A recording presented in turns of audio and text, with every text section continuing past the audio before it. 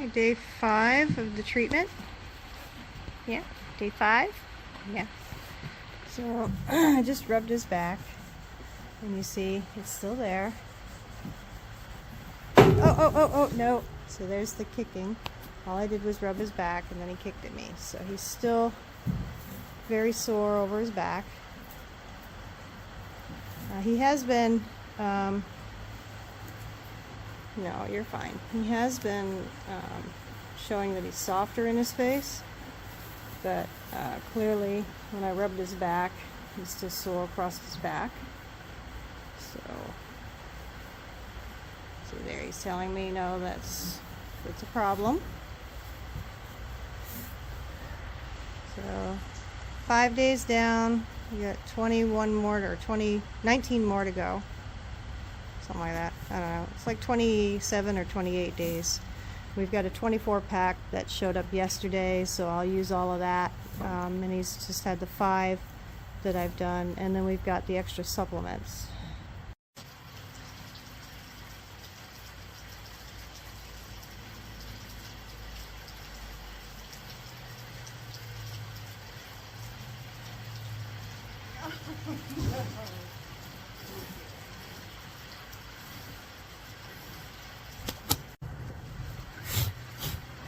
Oh my God, that was funny.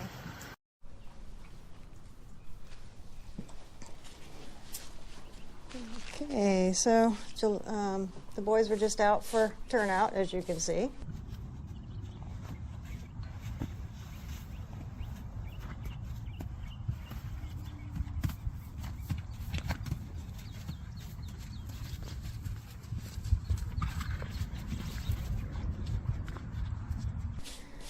He's having a very good time.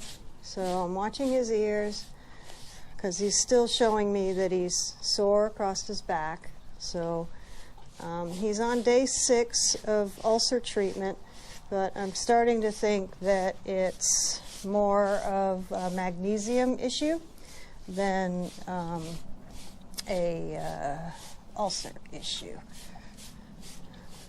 So the reason I think it's magnesium is magnesium deficiency can cause tightness across the back. And you can see he's pinning his ears. Maybe you can't. He's pinning his ears, so he's still indicating that he's very sore across his back. So that keeps indicating to me that it's not an ulcer situation, that it's more of a magnesium. And magnesium, I checked all his feeds, and he doesn't have any magnesium supplement in any of the feed that he gets. And I'm guessing that the forage doesn't have enough magnesium in it. And he's grazing as well, but so I'm not sure where the natural source of magnesium needs to come from. But he's clearly got some discomfort on his muscles and across his back. So the verbiage that I looked up, and I've used this magnesium supplement before, and it's worked quite well. I just didn't think about it at first. I was thinking ulcer because the behavior that he was exhibiting was quite extreme.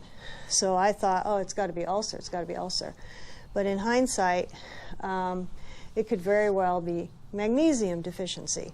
So the one of the ulcer supplements, it's a preventative that I have, or that I just got. It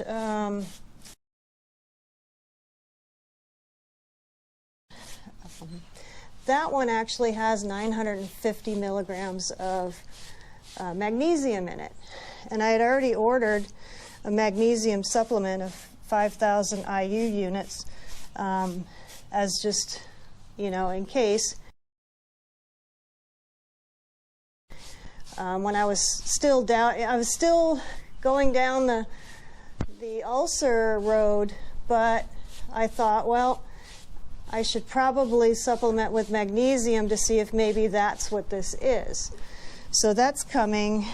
So I'd started the ulcer supplement the other day. Hi. And I did notice that he's less tender. You can see there's the warning. So he's still telling me his back hurts.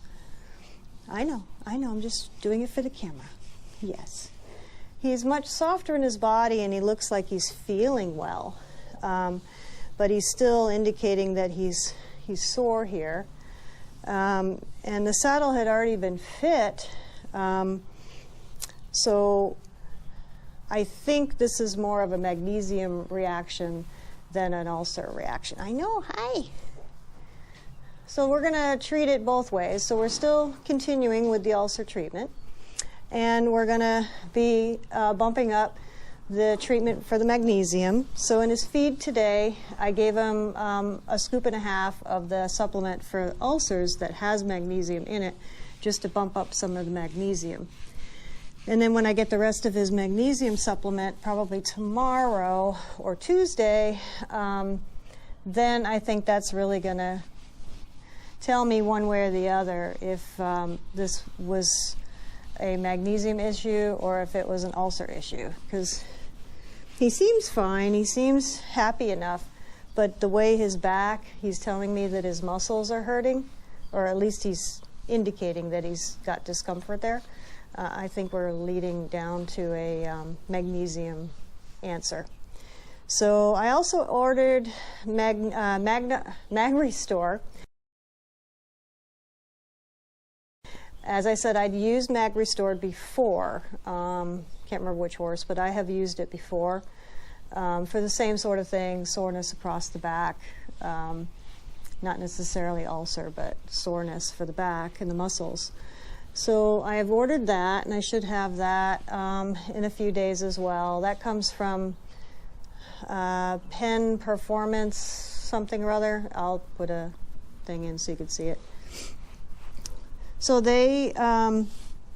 I've used their products before. They usually come right away. I'm using pellet, so everything that I'm feeding him is in a pellet format.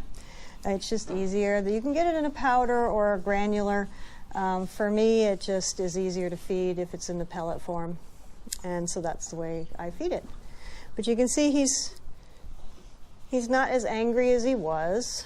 I think we're starting to figure out what has been bothering him, and he's actively wanting attention and wanting me to scratch him and just enjoy his company. So that's good, because he was quite angry. We did have his teeth, he had 5 caps removed.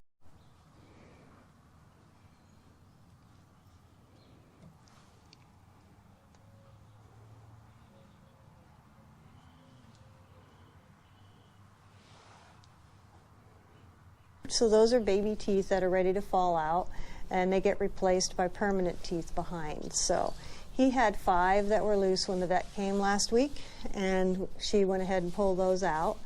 So he's had 5 of those removed. So we're just trying to kind of, process of elimination, kind of figure out what may or may not be bothering him or have been bothering him, to the point where he was screaming rather loudly that he was very uncomfortable.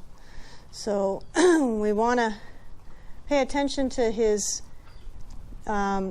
communication. He's trying to tell us something, and it's hard when you're trying to troubleshoot. Okay, what could it be? Is it a behavioral issue? Is it a pain response? What type of pain response? Is it ulcers? Is it kissing spine? Is it magnesium deficiency? So there's a bunch of different ways to kind of troubleshoot, and I started with the least difficult, which was trying to figure out, is this a behavioral thing? Do I need to go back in his training? Do I need to just strip everything down to, re-backing him and that type of, just get on, make it comfortable and get off? So that's kind of what I did at first. Then I got the vet in, started asking people if, what their thoughts were, what have they experienced, because he's 3.5, so I wasn't expecting him to have an ulcer problem at such a young age. But the vet told me that foals can have ulcers, which surprised me. So it could just be that it's him, that he's anxious inside his own body, even though the TRT method that we use for the training, I'll put a link in for it, that focuses on teaching the horse how to manage their own body, how to recognize the anxiety that they have within themselves, and then seek relaxation. And when I lunge him, I free lunge him for the most part, he does come with, into a small circle. He reaches down on his own at trot and at canter, very relaxed, very supple in his body, and seeking relaxation. So he's already doing that on all these things in the ground to show me that he's, seeking relaxation. He's stretching over his back. He's working through his body. But then when you get on in the saddle, that's when everything started to fall apart. So anyway, we had worked through those things, trying to figure out what could this be. Decided to go down the vet road, which led us to, okay, let's try treating him for ulcers first. We can always go and x-ray his back if we need to. We don't think it's kissing spine, but we're going to try these other troubleshooting factors first. So again, we're on day 6 with the ulcer guard. I started with GastroGuard, switched to ulcer guard just because they're the same thing. One's, they have the same properties. So we're doing that every morning before he gets his breakfast. You're supposed to give it to him an hour before he gets his breakfast. So I have to time the hay when the hay nets run out in the morning to come out, give him his medicine, and then come out an hour later and then give him his feed. So I've been doing that for the last week. And then just checking to see, how's he feel across his body. And when I touched his back the other day, day 4, when I touched his back day 4, he, you don't need to eat that. No, don't eat it. Thank you. Oh, God. Come on.